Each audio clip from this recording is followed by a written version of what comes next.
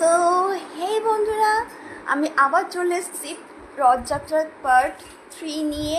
তো তোমাদের তো অলমোস্ট আমি যখন কমপ্লিট হয়নি তখন আমি তোমাদের ভিডিওটা কন্টিনিউ করছিলাম। আর এখন পুরো রেডি। তো এখন তো কটা বাজে? এখন বাজে 7:51 মতো। আমাদের একটু দেরি হয়ে গেছে, আসলে বিকেলে আমরা একটু জিমে গেছিলাম, তাই জন্য একটু দেরি হয়ে গেছে। বিকেলেই আমরা প্রত্যেক বছর রথটা টানি, তো কী করা যাবে, হোয়াট এভার। আর দেখো, মা এখানে সাজাচ্ছিল আর বোন তো নিয়ে এসছে।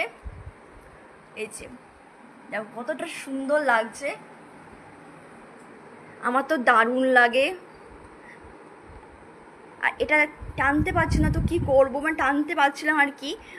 তো কষ্ট ওটাই ছিল যে বিকেলবেলা টানতে পারিনি, কিন্তু বিকেল লাইট আলো থাকে। আর বিকেলে রাস্তার মধ্যে বৃষ্টি পড়ছিল, তাই জন্য বৃষ্টিতে আর ভিজতে পারিনি। তাই মানে যাই হোক, দেখো কতটা সুন্দর লাগছে। এই দেখো,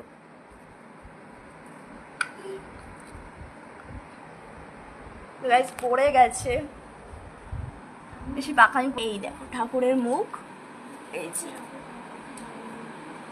ভগবানের মুখ। আর ওই যে আমার বোন কোনো কাজ না করে ফোনটা ঘাটছে, জাস্ট চলছে আমার দেখে। তোমার তোমার আমার বোনটা কোনো কাজই করছে না। তো আমার মা রেগে গেছিলো, কিন্তু আমার ক্যামেরার সামনে আমার ঠিক হয়ে যায়। মা এই দেখো, স্টার্ট। দেখো রথ সাজানো পুরো কমপ্লিট। আর এই যে হচ্ছে ভগবানের মুখে সুম করে দেখা, এই যে ভগবানের মুখে ওনাকে দেখিয়েছি। আর আমি এখন রথটা টানবো, কারণ রথটা দিতে টানতে পারিনি, খুব কষ্ট হচ্ছিল আমার দিতে টানতে পেরে। কারণ বৃষ্টিতে আর রথটা টানা সম্ভব হচ্ছে না, রাস্তা পুরো কাদায় কাদা। তো টানি, আমার বউ টানতে, বাট আমি কারণ আমি পারি বড়।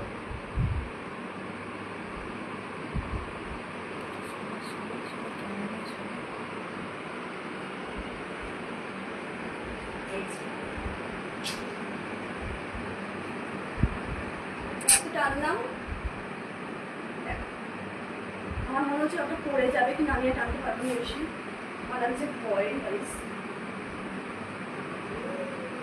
তো তুই চলে তুই চলে তুই চলে কোন দিকে যাচ্ছি? ও আমরা কোনটা করে টানছি, দেখো কি ভাবা গাইস।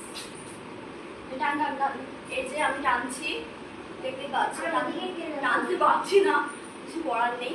এই যে আমি টানলাম, আর কিছু করার নেই, ভিডিওটা করতে পারবো না। তো আমি এভাবে অল্প অল্প টানছি,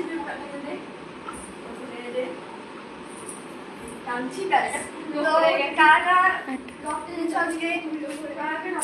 তো আমাকে প্লিজ কমেন্ট করবে আর কেমন লাগছে রথ সাজানোটা। আমি মা বোন সবাই মিলে সাজিয়েছি।